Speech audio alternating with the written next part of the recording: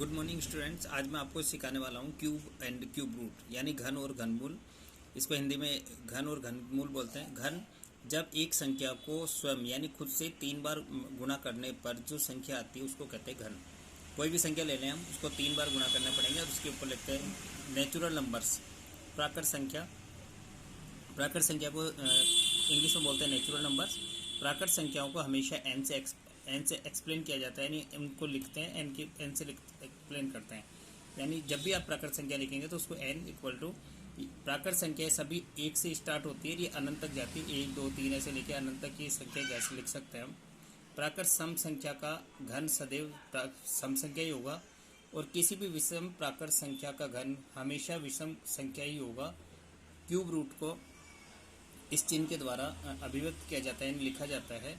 Cube root के लिए हमेशा अभाज्य गुणनखंड के 3-3 अंकों के जोड़े बनाते हैं और प्रत्येक जोड़े में से एक एक अंक लेते हैं, फिर इनको आपस में गुणा करके घनमूल निकालते हैं। घन के इकाई अंक निकालना, पेज नंबर है 119 बुक का। आपके क्वेश्चन दिया हुआ है 3331 यानी 3331। ये वाले सारी संख्या हैं। अब इनको निकालेंगे कैसे वो देखिए नीचे। संख्या में इकाई का अंक, यानी पहला जो क्वेश्चन है इसमें इकाई का अंक आपके 1 है, तो इकाई का अंक 1 है। अब 1 को क्यूब निकालने के लिए इसको 3 बार मल्टीप्लाई करेंगे तो 1 मल्टीप्लाई 1 मल्टीप्लाई 1, 1 का पेयर बनाया तो आपकी 1 आंसर, इससे 1 हो गया 1। नेक्स्ट है 8888। इकाई का अंक देखते हैं 8, तो 8 जो इकाई का अंक होता है उसके ऊपर क्यूब लगा देता है। क्यूब का मतलब है इसकी 8 को 8 3 बार लिखना है। 8 गुना 8 गुना 8, इन तीनों को मल्टीप्लाई करने पे गुना करने पे आते हैं 512। 512 में इकाई का अंक 2 है तो आपका आंसर कितना होगा 2। 149 में इकाई का अंक 9 है तो 9 के आपने क्यूब बनाया तो 9 को 3 बार लिख देंगे, आंसर आएगा 729 और इकाई का अंक 9 होने के कारण आपका आंसर भी आएगा 9। फिर है 1005, इकाई का अंक आपके 5 है तो 5 का क्यूब बनाया। 5 को जब 3 बार गुणा करते हैं 125 आता है। 125 में इकाई का जो अंक है वो 5 है तो आंसर होगा 5। 1024 में इकाई का अंक 4 है तो आपके 4 का क्यूब, 4 को 3 बार लिखा, 4 मल्टीप्लाई 4 मल्टीप्लाई 4 मल्टीप्लाई 4, तीनों को मल्टीप्लाई करेंगे 64। 64 में इकाई का अंक 4 है तो आपका आंसर भी कितना होगा 4 होगा। 77, इकाई का अंक 7, यहाँ पर 7 के क्यूब बनाया, 7 को 3 टाइम्स लिखा, मल्टीप्लाई करने पर आएगा 343। 1 इकाई का अंक 3 है तो आंसर भी 3 होगा। 5022 में इकाई का अंक 2 है तो 2 के क्यूब बनाए तो 2 गुना 2, तीनों को गुणा करने पर आते हैं 8। इकाई का अंक 2 है, इकाई का अंक 8 है इसलिए आंसर भी होगा 8। 53 में इकाई का अंक है 3 का क्यूब बना दिया, 3 को 3 बार लिखेंगे, 3 मल्टीप्लाई 3 मल्टीप्लाई 3, मल्टीप्लिकेशन हुआ 27, इकाई का अंक हुआ 7 तो आंसर भी हुआ 7। पेज नंबर 119 सेकंड है संख्याओं को विषम संख्याओं के योग के रूप में लिखना। विषम संख्याओं का क्रम सीरीज इस प्रकार से होती है 1 3 5 7 9 11, ऐसे ही कंटिन्यू चलते रहते हैं अनंत तक। एग्जाम्पल के तौर पे 1 है, अब 1 के अंदर इसका क्यूब बनाएंगे तो अपना बन जाएगा 1 क्यूब। नेक्स्ट है आपके 1 के बाद संख्या आती है 3 और 5, दोनों को जोड़ा 3 और 5 8, 8 का क्यूब 2 की पावर 3। फिर 5 के बाद में फिर संख्या आती है 7 9 11, तीनों को जोड़ने पर आते हैं 27। 27 का क्यूब रूट होता है 3 तो 3 की पावर 3।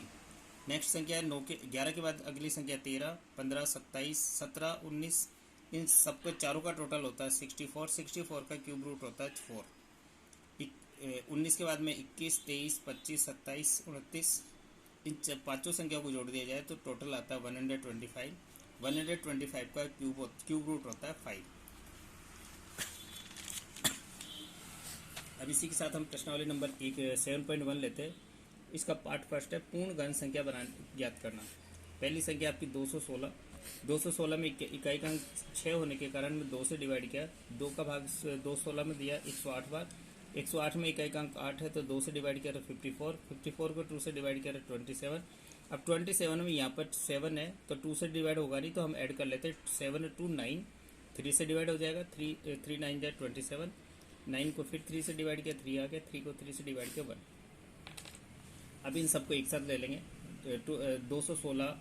अब इसके अभाज्य गुणनखंड हो गए 2 गुना 2, 2 1 2 3 बार, फिर 2 गुना 2 गुना 2, ये 3 एक पेयर 2 का हो गया, एक ये 3 बार 3 है तो एक पेयर 3 का हो गया। एक दोनों पेयर में से एक एक संख्या ले लेंगे, इसमें से 2 ले लिया, उसमें 3, दोनों को मल्टीप्लाई किया 6।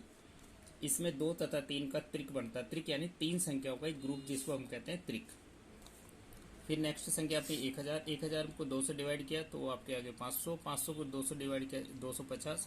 अब 250 के बाद में आंसर आया 125।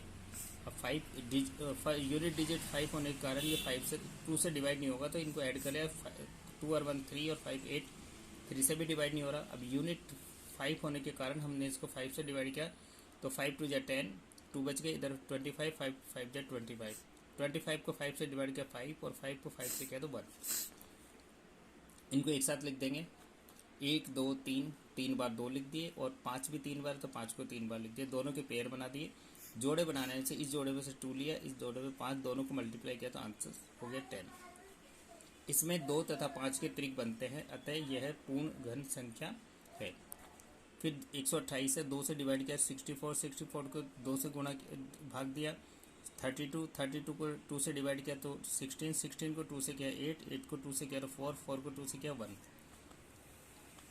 128 के पेयर हो गए 1 2 3 4 5 6 7, तो इसको 7 बार लिख लेंगे 1 2 3 4 5 6 और 7, तो 3 3 के 2 जोड़े बन गए।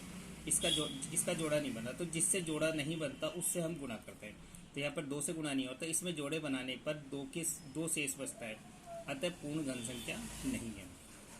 नेक्स्ट आपके 100 को 2 से डिवाइड किया तो 50, 50 को 2 से डिवाइड किया 25, 25 को 5 से डिवाइड किया तो 5 और 5 को 5 से डिवाइड किया तो 1।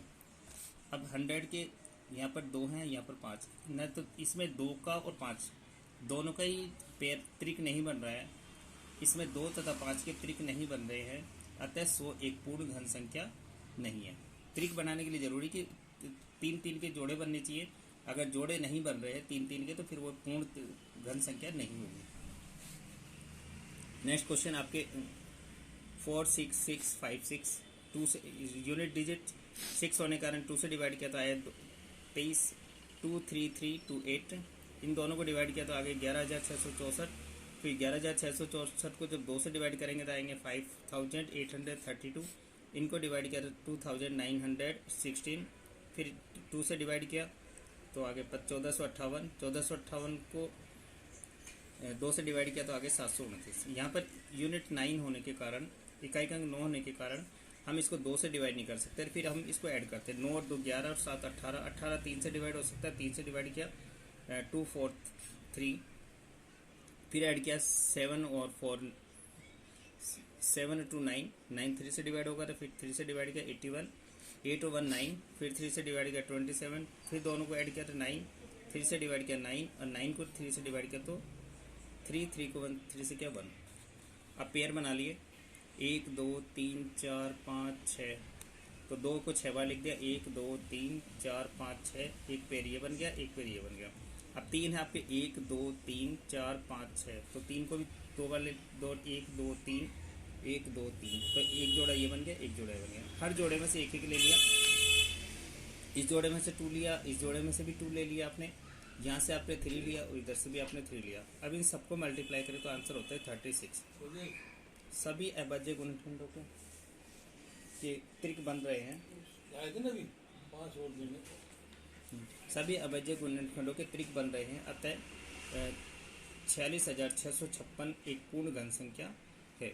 वह छोटी छोटी संख्या जिसमें गुणा करने पर पूर्ण घन संख्या बन जाए 243 है इसमें, तो ये 2 से तो डिवाइड होगी नहीं क्योंकि इकाई का अंक 3 है, तो जब 2 से डिवाइड नहीं होती तो हम इन अंकों को जोड़ लेते हैं। 3 में 4 जोड़े 7, 7 और 2 9, 3 से डिवाइड किया 81, 8 और 1 को जोड़ा तो 9, 9 को 3 से डिवाइड किया तो 27, 7 और 2 9, फिर 3 से डिवाइड किया 9, 9 को 3 से डिवाइड किया तो 3 और 3 को 3 से किया तो 1, 243, तो 3 × 3 × 3 3 × 3। अब यहाँ पर एक इसका तो जोड़ा बन गया, इस 3 का ट्रिक बन गया, पर इसका ट्रिक नहीं बनता।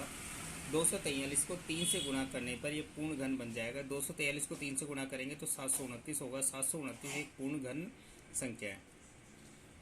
नेक्स्ट है आपके 675। 5 होने के कारण 2 से डिवाइड नहीं होगा, ऐड कर लेंगे। 7 और 5 12 और 6 18, 3 से भाग दिया तो 225। अब 2 और 2 4 और 5 9, 9 को 3 से भाग दिया तो 75। 7 और 5 12, फिर 3 से भाग दिया 25।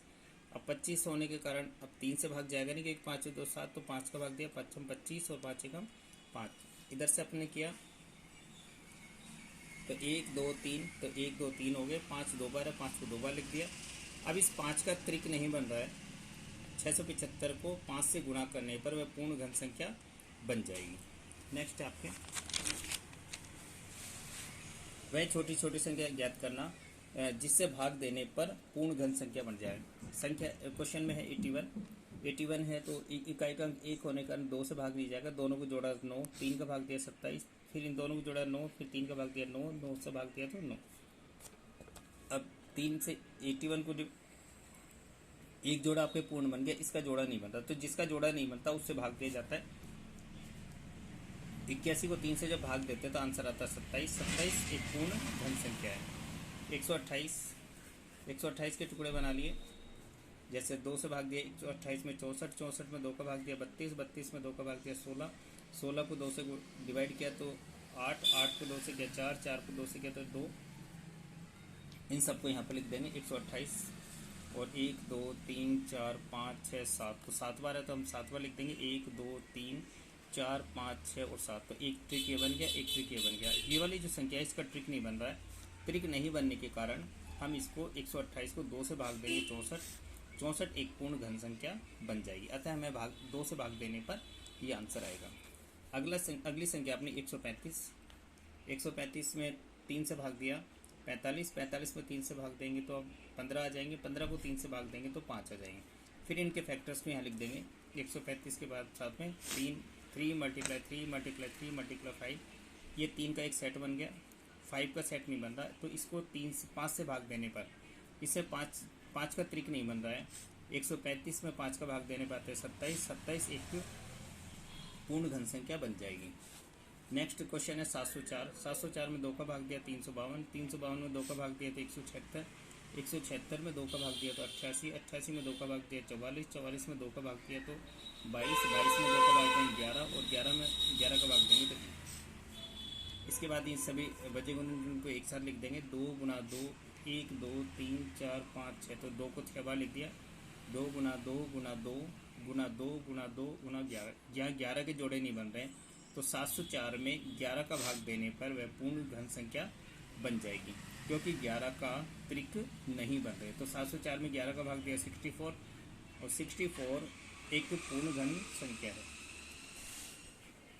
परीक्षित एक प्लास्टिशियन का एक घना बनाता है जिसकी भुजाएं 5 सेंटीमीटर, 2 सेंटीमीटर और 5 सेंटीमीटर है।